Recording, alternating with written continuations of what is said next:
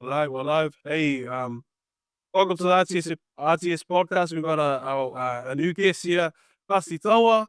Lepas, lepas. He's usually the man behind the mic asking the questions, but today we're really lucky to be asking him the questions.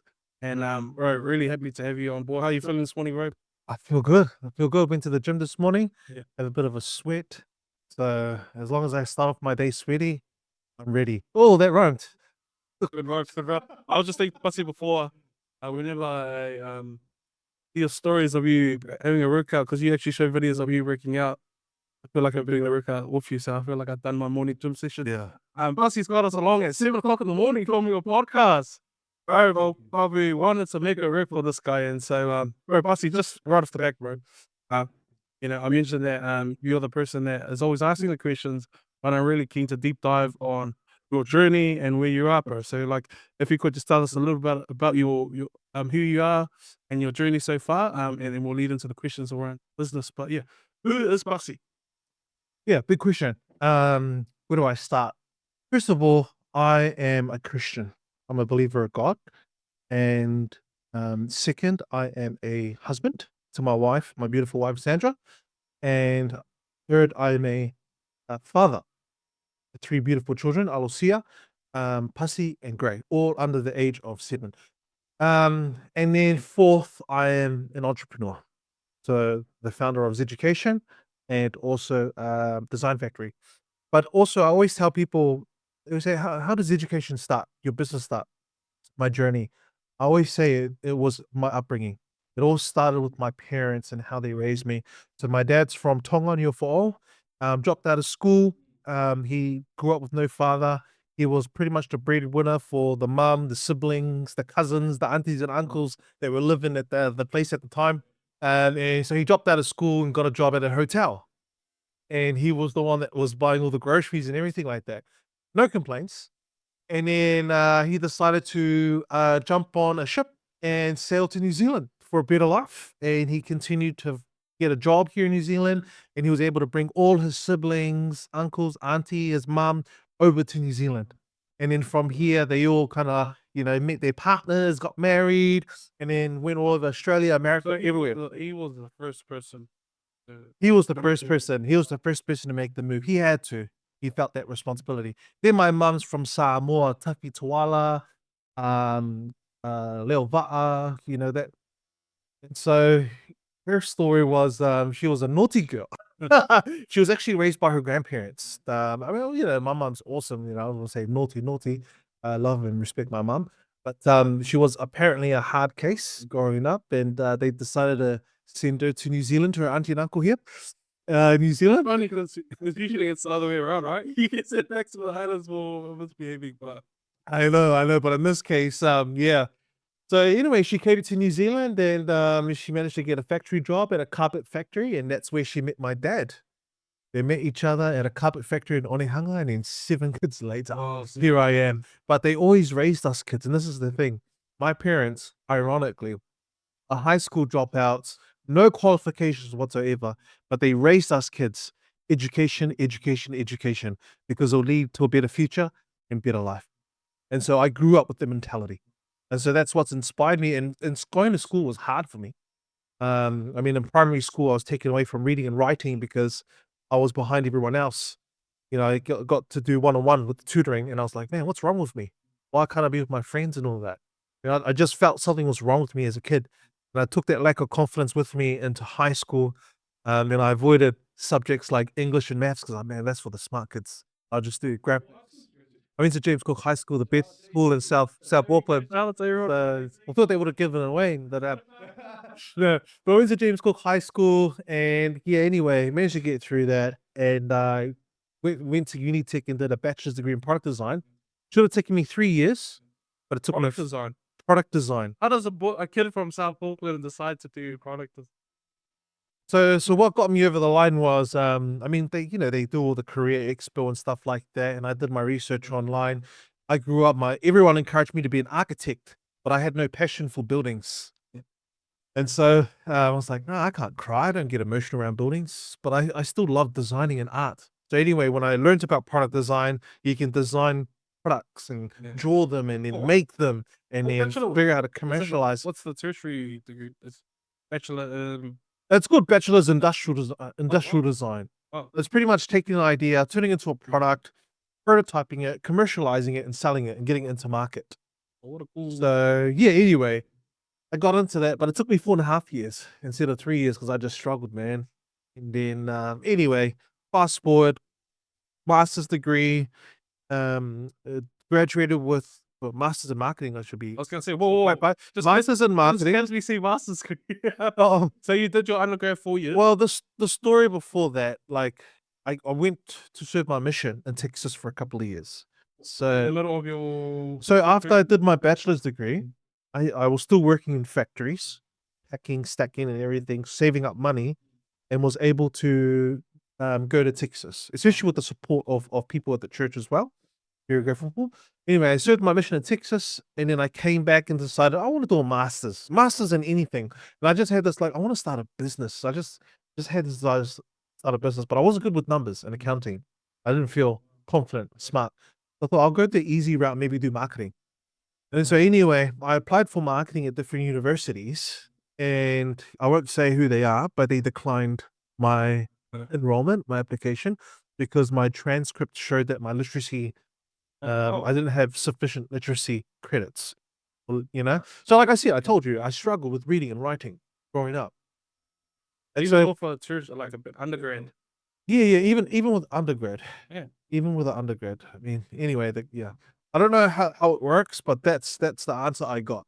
So anyway, one university goes, look, Pasi, here's what we could do for you. Enroll in postgrad diploma.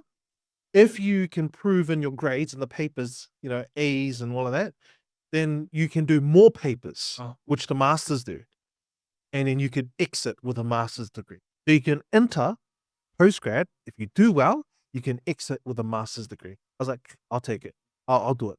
And I was able to graduate with a master's degree. Not just graduate, but graduate with distinction, meaning one of the top in class. And I was also inducted into BGS, or Beta Gamma Sigma, which is a society or recognition given to top business students in the top business schools around the world. At AUT, a shout out to AUT for giving me a chance. The best unit. Has one of the best business schools in the world. I'm proud to be an alumni of AET. Glad you mentioned that. Yeah, love AET. Anyway, so that gave me a lot of confidence. Coming from a boy who had lack of confidence in education. So now I was like, ooh, education is amazing now. I had all this passion. I took all that confidence with me into corporate, and I worked for a different sales company, marketing company. And then from there, I started my own business. And that's how I ended up where I am today, education and design factory. Oh, so from the transition of Asian history and studies, how long were you at studies before you decided, hey, I wanted to start a business? Because you can be we're like well established in your career, right? And then what was that pivotal moment where you're like, oh, I want to start a business? Because then you go from employee to employer. Well, I'll try and give the short version, but that's a great question.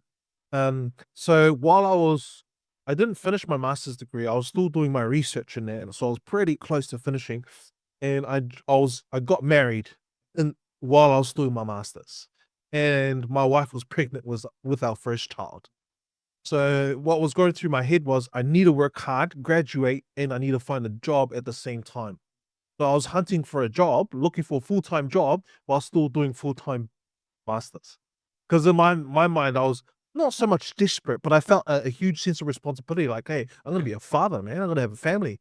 I've gotta find a way to make income now. I'm not gonna wait till I finish and graduate. Find a job now. But anyway, I applied and I got a full-time job. Oh.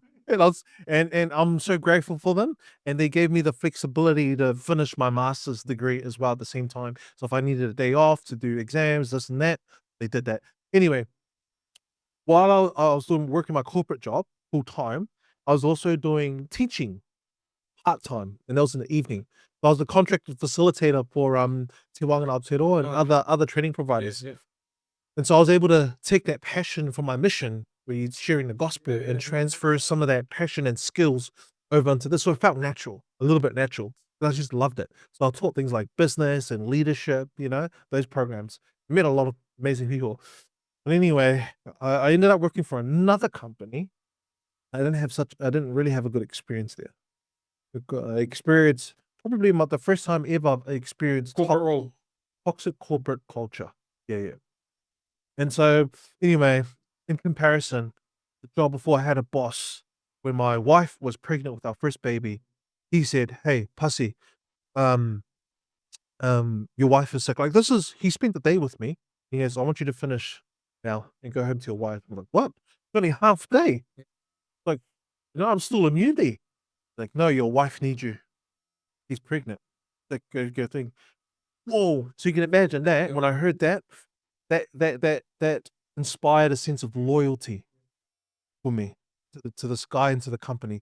That after that experience, I showed up early, worked hard, went over and beyond, and I became one of the top sales reps in that company because I had an amazing boss. In contrast, worked for another company, the one I was talking about, toxic culture. I had a boss and similar role, similar job.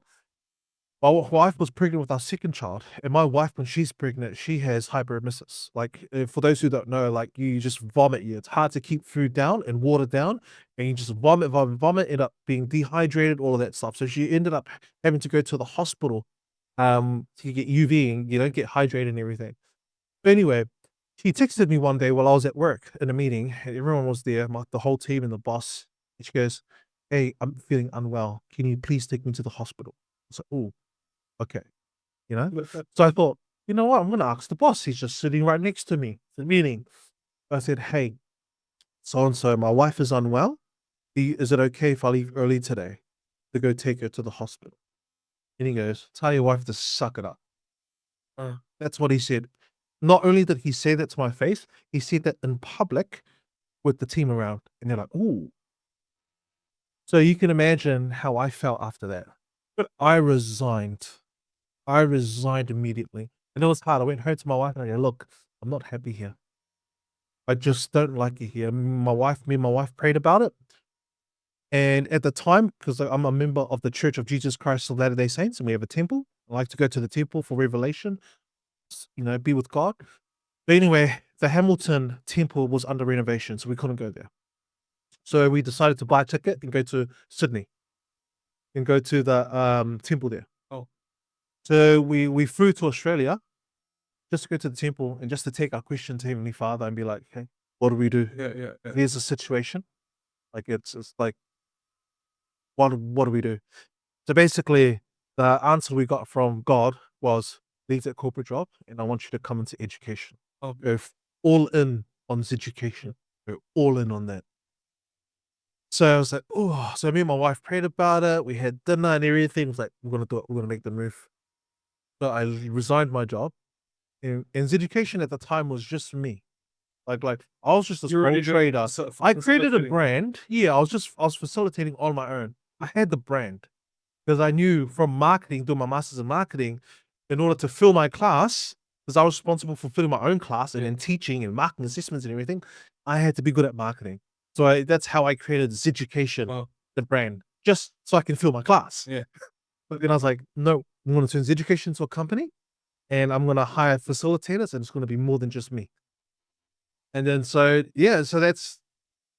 that's how I transitioned from being corporate into a full-time entrepreneur. Like, a part of it was like, yeah, it was a sour experience that happened with that boss, but at the same time, I'm grateful for that experience because it allowed me to take that leap of faith.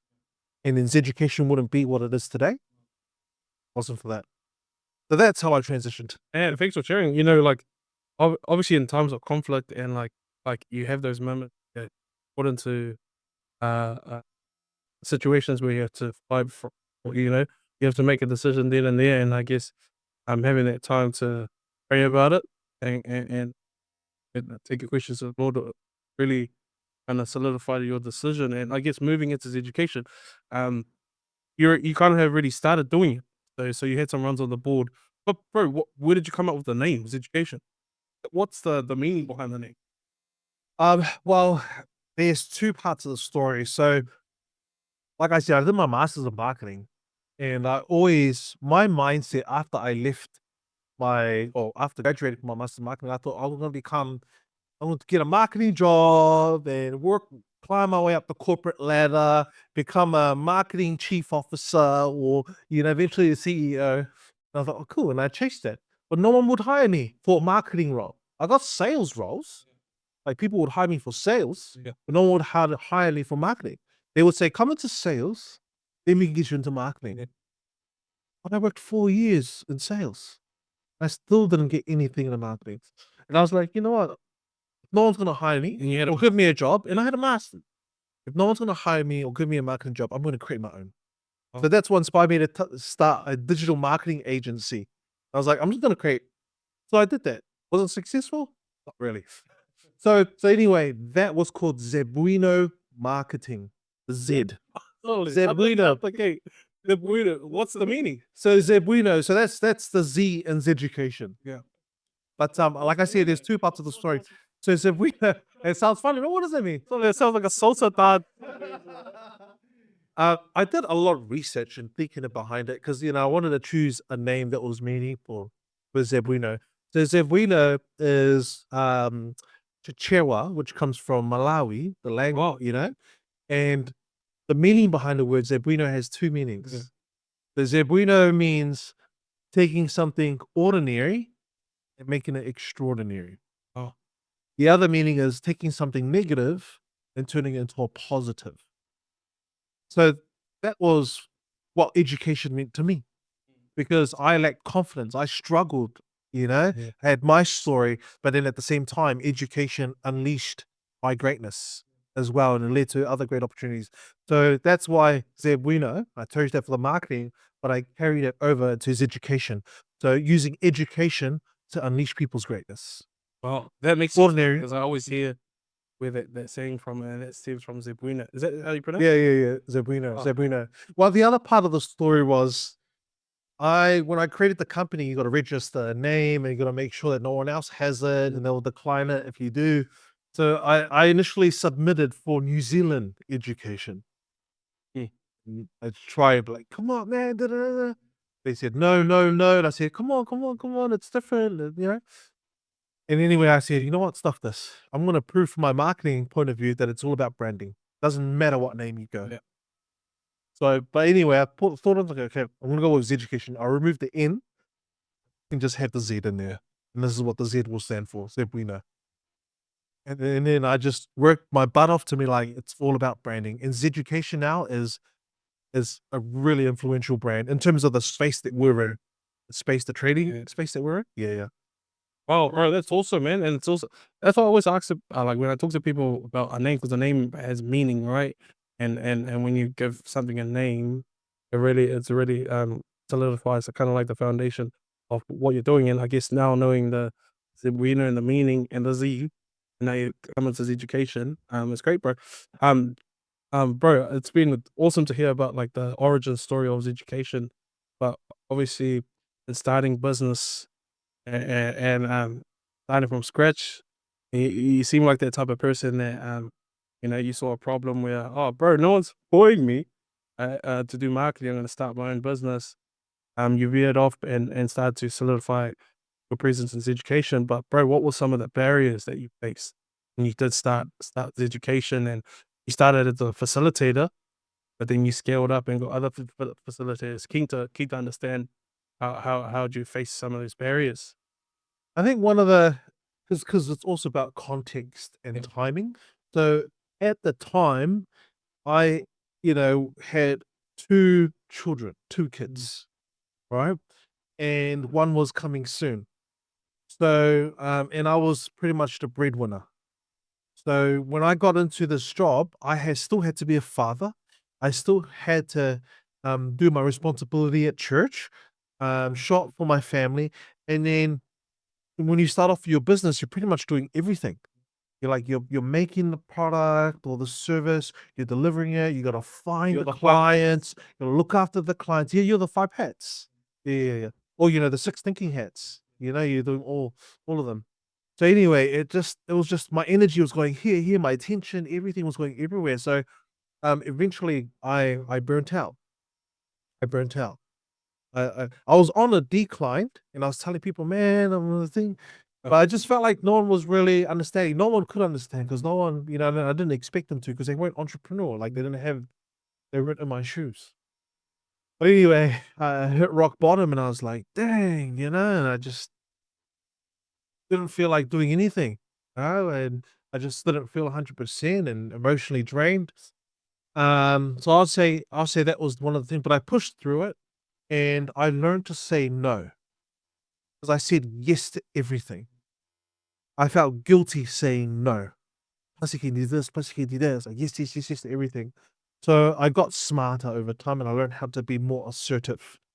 You can still be respectful and direct and clear, but you've got to learn your boundaries. So that's one of the things I learned the hard way. And it was one of the biggest barriers is learning to say no. Because once you start having a business, you say yes to a lot of things. So that means you now have to prioritize. All right. And, always made sure my family came first for that. Oh, and like learning to say no is quite a hard thing to do, specifically within the context of our culture, right? Yeah, 100%. Where we come from a culture of tautua service, right? And so, um, you know, ha- growing up, how was that transition for you? Was it, would grow up and be one to serve and say yes, big fully, and what was it like teaching yourself to unteach those sort of things of saying yes to everything to now saying no? What was it like for you? It was hard. I think that's probably one of the reasons why I struggled with school education. Um, but yeah, I mean, like I grew up, I was a shy kid. My parents told me I was a quiet kid, shy. I've got my son Pussy. He's named after me, and everyone says, my parents say when they see him that he was like me when I was a young kid. Yeah. That kid would show up socially for a little bit, like the party, Yeah. and he disappears. He's on his own. Like, where's Pussy? Where's Pussy? Well, I was that kid growing up. Um, but I've learned and also the other thing is I grew up and I was taught like you've got to be humble. You can't be prideful. You can't speak about yourself like this. Otherwise, The it's tall poppy syndrome, right? the whole tall poppy syndrome, but it's very subtle. Yeah. Like there is like underneath it, there is um Christ-like principle, like being humble. But I think it's been interpreted or applied out of context when, like, hey, don't talk about yourself. But we live in a world where when you go for a job interview, you have to talk about yourself. You have to talk about your achievements. Otherwise, how are you going to get that job? Right. So there can be some sort of conflict. Yeah. But yeah, I would say the mission really helped shape my perspective. Because when you go on a mission and you're sharing the gospel, not everybody's going to say yes when you knock on the door. Yeah. I've got threatened a few times with a gun. I got thrown a beer bottle. I've got called the devil, all sorts of names. But you keep going. And I learned is what keeps you going is why you're doing it. Like I'm here to serve.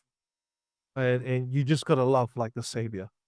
So anyway, that whenever I was faced with being anxious and shy or business opportunities where you just like don't feel like doing it, you come back to those values. It's like, what's the why here? I'm here to serve. I'm here to help. I've got to look at things from a Christ-like or love perspective. I'm here to help and support. So I say what helped me become assertive wasn't like, learning communication skills to push up. How do you say things? How loud do you? Nah, it was leading with my values and leading with it in the right way. I was like, instead of like, I'm an introvert, it's my personality to be shy. I'll just think, I'm going to speak up because I'm here to serve. I want to speak up because I love this person. I want to help. That's why. Powerful, bro. Yeah. I mean, that's a good segue leading into my next question around faith and your purpose. You really mentioned that yes, your moral compass is based on your values. And I guess speaking about your faith journey and how that's really shaped you, how has your faith journey really influenced how you do business? You talked about the turning point of your wife and that decision of that boy. I'm keen to hear some stories around how that's you and your business decision. Yeah. Like when I first introduced myself, God comes first. I want to acknowledge that. Like I wouldn't be here, I wouldn't have what I have or be blessed with, if it wasn't for him. And me and my wife, I mean, there's plenty of times that's our foundation. And every week like our focus as parents is to raise our children to be good people, but most important, we'll have a relationship with God and the Lord. Like, so every week we have family home evening. We plan what we're going to teach the kids. We do our prayer. We do our scripture. We give them opportunities to lead and facilitate like, Alosia, my oldest daughter. You started off for us. He goes, okay, welcome everyone to our family home evening. We're going to start off with a prayer, a hymn. Pussy, you choose a song. Daddy, you do the prayer. We give our children opportunities to do that, and we go to church every Sunday, right? Big part of our life. And in terms of business, like obviously, you have your prayer, um, but I think where we've really leaned on spirituality the most is especially when times have been tough. That's when, obviously that's when you really need God. You need God throughout your whole life. And it's cool when things are going good. But when things are going tough, do we remember him? Do we go back to him, or do we just go back to our habits? Be like, oh, I've got the answer. I know how to get out of the situation. But I believe in counseling with the Lord and all thy doings. But anyway, like I said before, because of prayer and revelation, is education. I got into education full time. But there's been times where we struggled. Like business is not easy, man. Business is hard. Business is hard. Yeah. Like it's fun. Don't get me wrong, and it's worth it. But business is hard. Me and my wife have had moments where we've cried because things have been tough emotionally, where we're dealing with another person, or whether it's money, like financially, like where's that, hey, this didn't go through, are we gonna make it financially? Do I have to go back to a job? You know? And those moments, and there's been moments where it's broken my heart, especially as a provider and a man, where I've seen my wife cry. And when I see that, man, I'm like, I see, you've got to do something. You've got to you've got to figure out a way to get your family in a much better position. That's your job, your responsibility. Don't ever let your wife cry like that again. Like that's you think, there's been moments, but we go through it, we suffer through it, but no matter what, we always end up on our knees. We always end up praying, asking Heavenly Father, what do we do? Like, how do we move from here? What can we learn from this? Please give us the courage to make those bold decisions. That's hard to make. And so, yeah, when I reflect back on those moments have made us and made education what it is today. Yeah. Wow. So, bro, like, especially in this time and age, right, where the enemy is at attack on the household, right? And provider, the father, the head of the family, that there's been a lot of pressure on men and on husbands. And I guess shout out to those men that are, trying to provide and well for their family. And I really resonate with what you just mentioned, bro, and it gives me food for the belly. And goes back to what you said around knowing your why, but I think what you articulate really well, bro, is how you're really defining the hierarchy of your values. How you at the start we introduce yourself, God first, then your wife. So I really appreciate you sharing that, because that's hopefully support to our listeners. Bro, I just wanted to veer off from this education and the faith journey and come back to your marketing. Yeah. So you got a master's in marketing. No one wanted to employ you in a marketing role, right? And so um you started a design factory. Yes, now into podcasting, and now you're working with businesses to run podcasts, bro. Tell me how that started, and yeah, how did that come about? In terms of the podcast, Yeah, design director and everything. Yeah. yeah, well, marketing, I've learned, like, just at the time, it was like a job, and, I was like, yeah, it'll be so cool to do this and do that.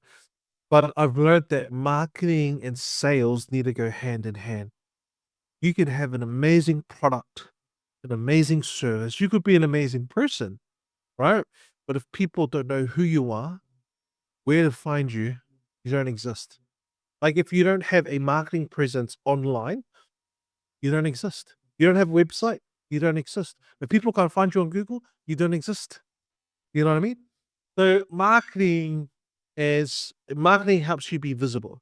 Sales helps you to help, convert into work and money and things. So anyway, why the podcast? Because we're a training provider, right? It didn't start from Design Factory, because Design Factory, You're kind of already doing that. Design Factory has pivoted Yeah. many times Oh, okay. because of struggle, because of this and that. Like I said, we started off as a Zebuino marketing, and it's still Zebuino, but trading as a Design Factory. But when it first started off, we were doing website design, photos, this and that. Oh, Today, fast forward to today, Design Factory does photography, videography, and podcasting. And obviously, before we deliver those services, there's strategy, so we can support with that. And then we can also support with implementation, so managing social media and your brand kind of thing. But the core of it is creating content through podcast, videography, photography. So that's where we are today. Yeah. But podcasting didn't start with Design Factory. Design Factory was somewhat inspired from Zeducation. So Zeducation is my bread and butter, and I put my heart and soul into that, because that's where all the money that was coming from. So I had to think, how do I grow Zeducation? How do I grow the brand?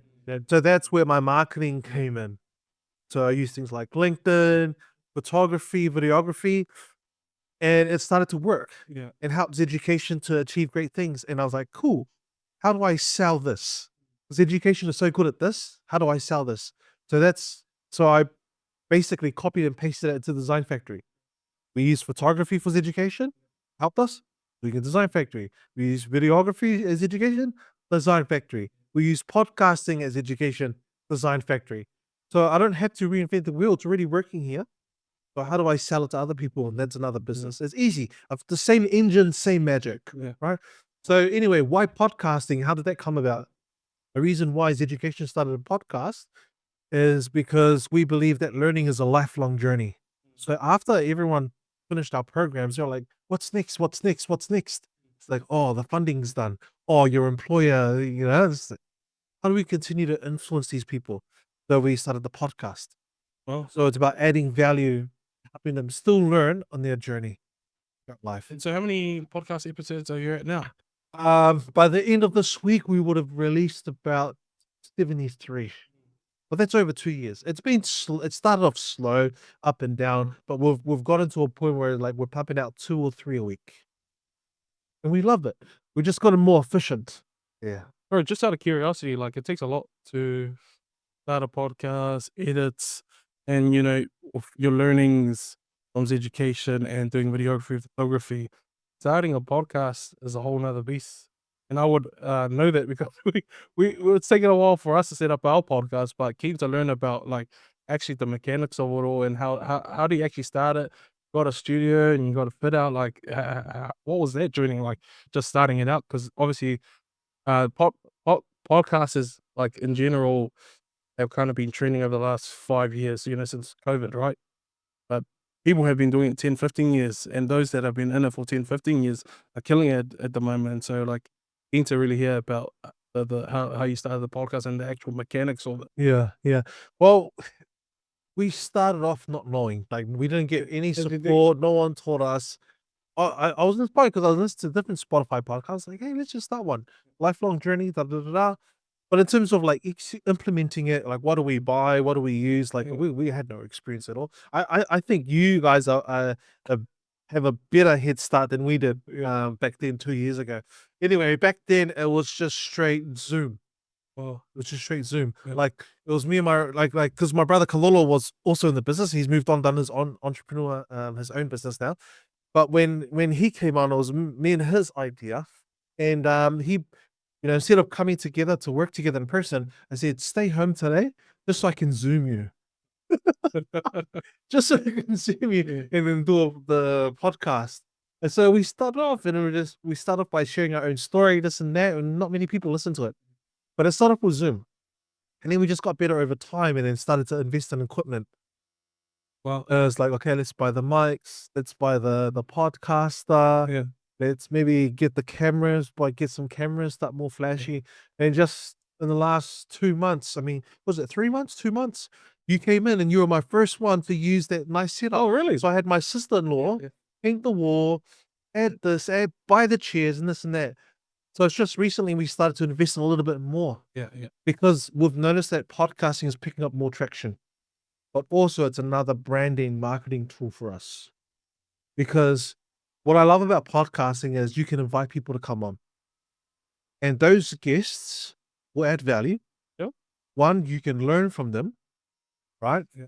There's podcasts I now listen to now just to refresh and learn. So I'll go back and, oh, what did that person say about this again? And it will help me prepare for my speech or my talk, whatever it is, right? So you get to meet amazing people, learn from them. And second, some of them will have their own networks. Like you've got like people that know you who follow you. And if you release this podcast, oh, who's Pussy? If I release this podcast, I gotta go viral. Pussy. maybe we'll go viral in our family first before we go viral to the world and community. But the main thing is just starting, is what I've learned on the podcasting. But the thing that I've been focused on is how do I do it faster? Yeah. And how do I do it better? So every time I'm focused on that. I don't just do a podcast. At the end of it, I'll be like, cool, what do we learn from that? What can we do to make it sound better? Yeah. What can we do to record and then get it out, publish it faster? Right? Like for us now, we've gone to like back then, it used to take about 3-4 hours we record it, edit it, publish it. Took about 4 or 5 hours around there. That's a whole day gone, man. Yeah. Of work. Now, fast forward to today, like I said, we're pumping out 2 or 3 a week. We record the session.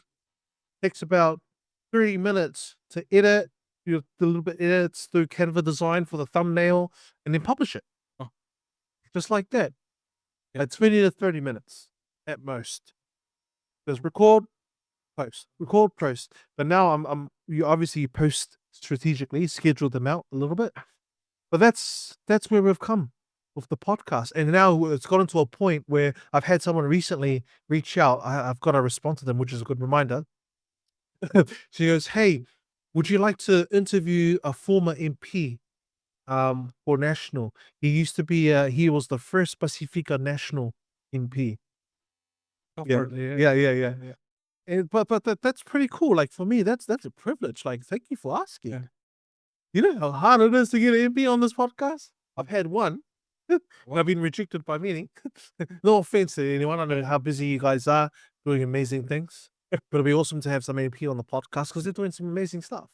But it's gotten to that point now where it's influential and people wanting to come on, which also means people know us. You know, my brother Kalolo, he works on a board for one of the trusts, and they donate millions of dollars and stuff like that. And last year they helped the Manirua Intermediate. I think it was Manirua Intermediate. One of the schools out of Manirua, they got a new swimming pool that they helped fund. And they built and everything. They had the opening for it.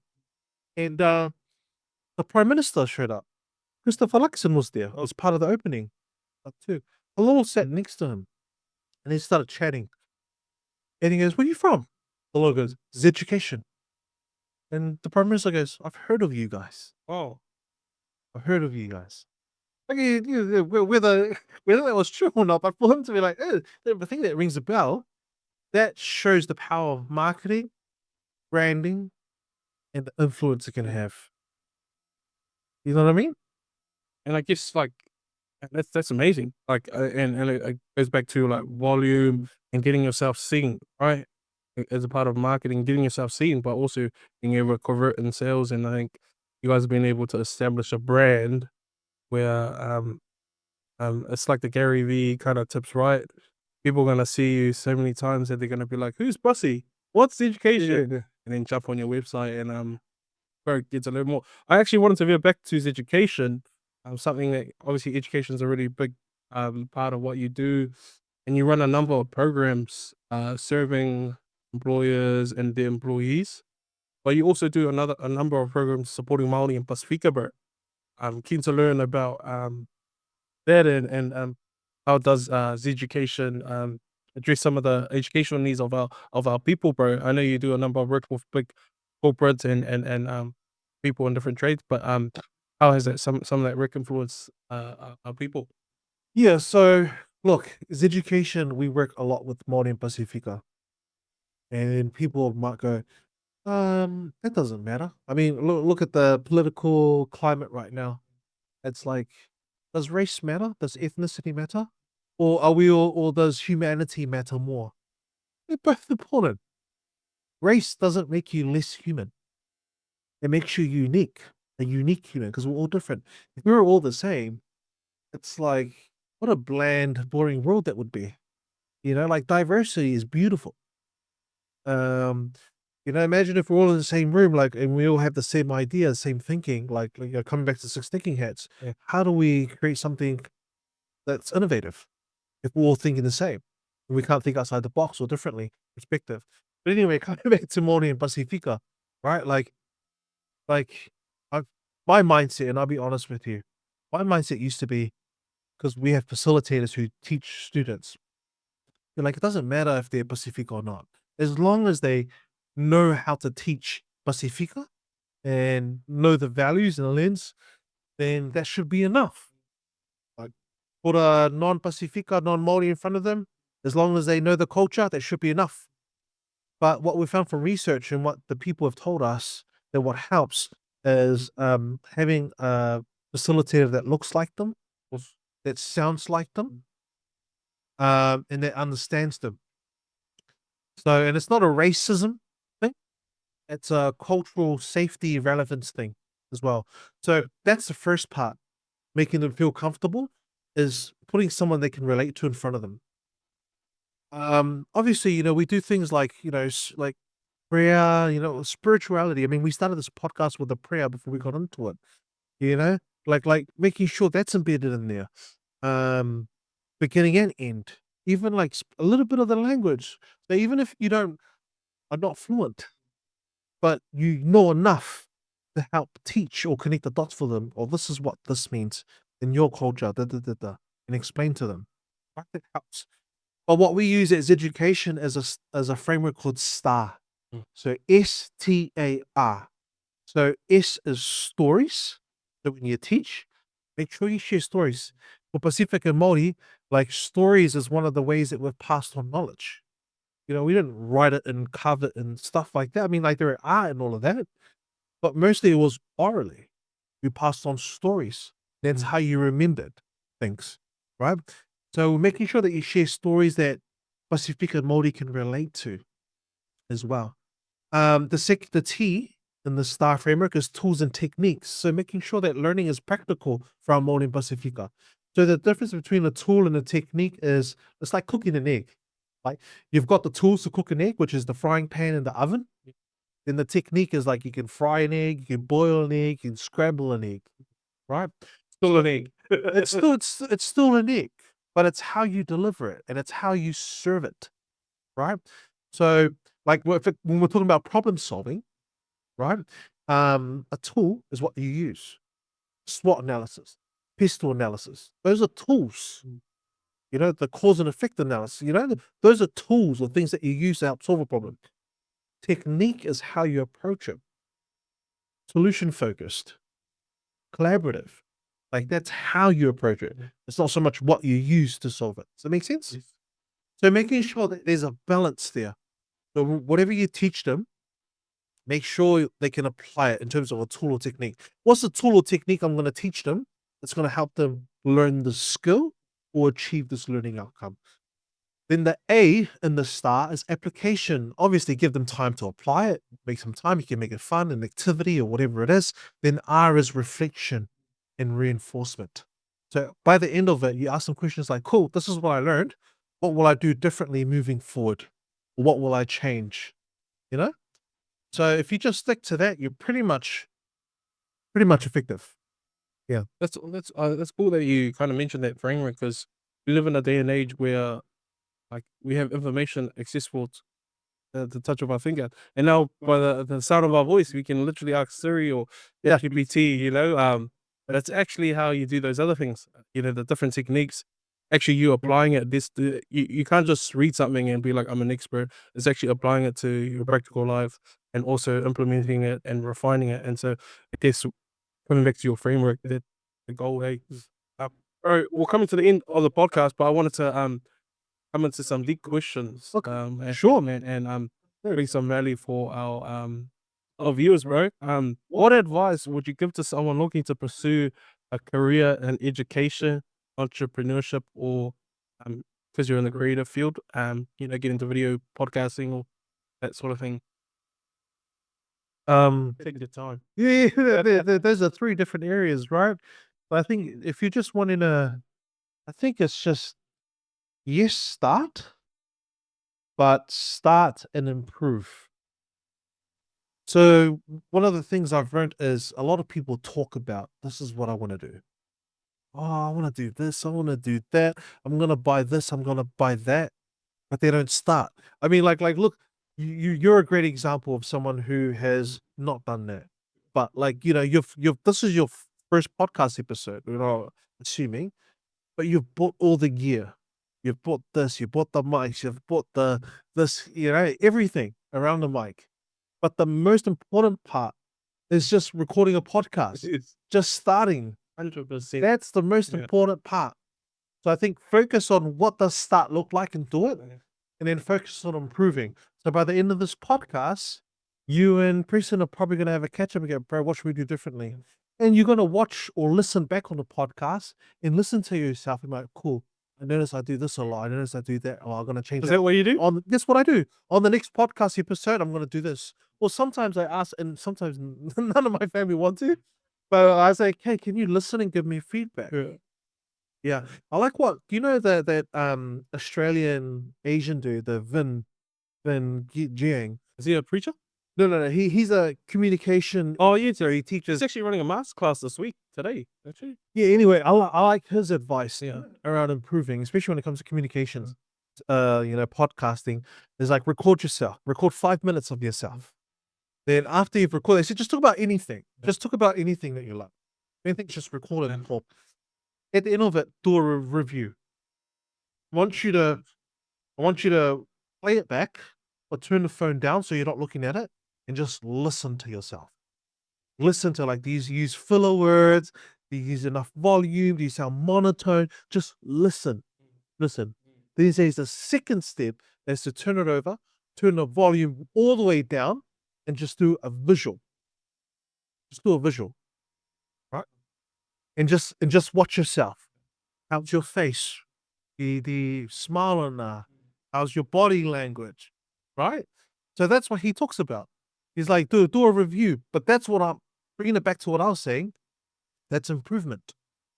Like, don't just focus on starting, focus on improvement. Make that a cycle on everything that you do, whether it's education, entrepreneurship. Because some people start, then they don't improve. Yeah. They're just in the same place, the same starting place, where it's just not improving. It's just the quality is still there. The quality is still at the beginning, but the quality should be improving over time. So that's why I said, don't just focus on starting, focus on improving. That's awesome, bro. I kind of feel like you're also speaking to me too, because you're the person that actually told me the other week, bro, just start, and I guess we're here now. But improvement, that's an awesome gem there.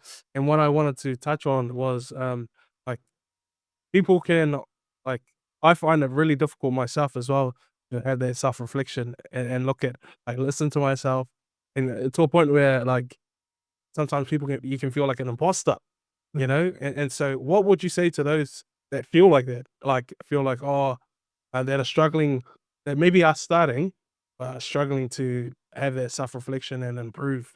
What would you say to those people that struggle with that? Okay, I think spend a lot of time in here, then out here.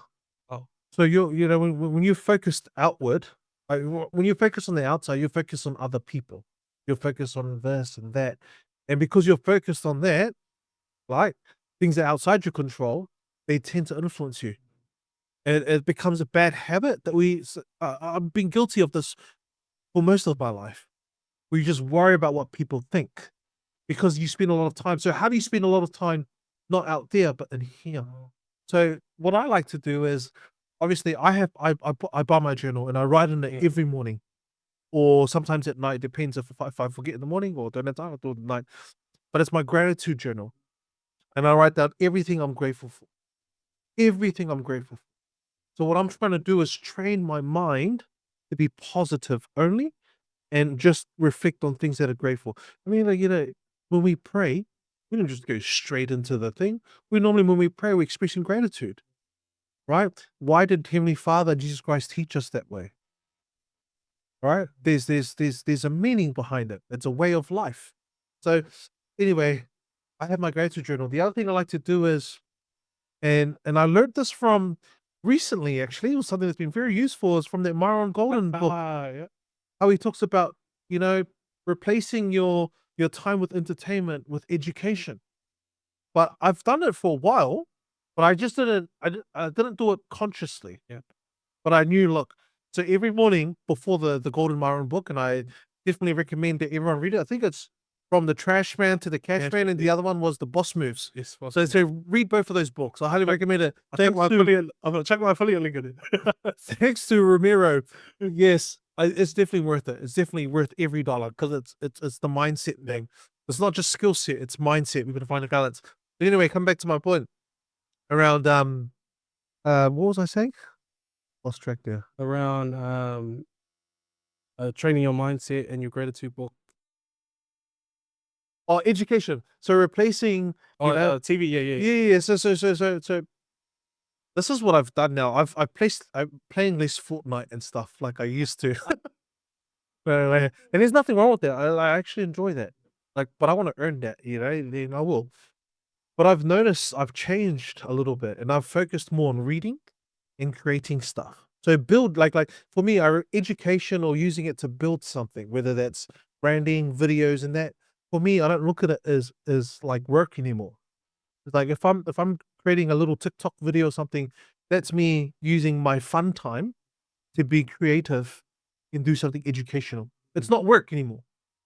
Before I'd be like, oh, can't do that. And then I rob myself from that, from being creative and stuff. It's like, instead of playing a video game, you can be creative and have fun there. Why can't I be creative and have fun doing something educational that helps my business? So yes, I'm having fun on TikTok, Yeah. but the output of that or the product of that is that it's going to benefit my business. So, I mean, if I could have a career in playing games and I could make money from it and it benefits my business, then yeah, I'll do it all day. But I'm not in that position. I'm not in a position where I have a lot of streamers and I can make money. Yeah. And thing. That's not it. So I'm replacing that gaming time with another fun thing that's creative. But I've noticed that's really helped me with the mindset, because I'm coming back to the mindset, worrying about other people and imposter syndrome. Is like your mind, you're training your mind, but you're keeping it busy doing the right and positive things. It's kind of like resetting your default to be. It's funny, and sometimes like some people's defaults are those negative thoughts, right? And so, really like what you say around training your mind, and like it's a really good activity to do before you sleep, right? Because then in the morning, and innately in your mind, and you wake up, do your prayers, and get into your routine, and it's already there. So you go ahead. One thing I will add, also, if that's all right, Yeah. is I come back to my start and improve Yeah. cycle. So if you get negative comments or feedback, you feed that into the improvement cycle. You're like, start and improve. So I'll say, Pussy, podcast is boring. Okay, cool. Why? Mhm. Cool, I'm going to improve it next time. What about now? Pussy, it's still boring. Cool. What do I change? Just improve. Boom, boom. So I go through that improvement until like, Yeah. but I use it as fuel to improve anything, whether it's health, whether it's my communication, whether it's business. That's what I'm always focused on, is improve. It's a gym, bro. So I'm hoping some of our viewers can take that back, bro. Just lastly, I've got one last question for you, and it's a deep one. What is a legacy do you hope to leave for your businesses and creative work, bro? What do you want to leave behind? Um, if anything, it's just to be a good example, especially to my children. You know, um, we all die. We can't take the business with us. I mean, we can't take anything with us. But I want to be remembered especially by my children, as someone who's worked hard, who's given it all, who loves God, who loves his family, and do anything for them. Like that's all. I don't worry about the money and stuff like that. Um, it's because it's things like values and your example that lives on through generations. Like I want to be able to influence like my great great great great grandchildren from now. So how am I going to do that? It's the stories, it's all the things that I leave behind, and how my children speak about me. That's what I want. And if anything, I just want them to be good people. I just want them to love the Lord. I don't care if they're poor, live under the bridge. As long as they love God, they will always find a way. They will always find a way. And that's awesome, bro. And really appreciate you today. And James, one thing that stuck out for me is the start and improve. I think I got the start, but then now you've mentioned the improve cycle. With I'm hoping some of our viewers can take that back today. But bro, appreciate your time. I know you got to head off. And we're gonna take action and post this up. But thank you so much for having us today. You're very welcome. Thank you so much, guys. Thank you, bro.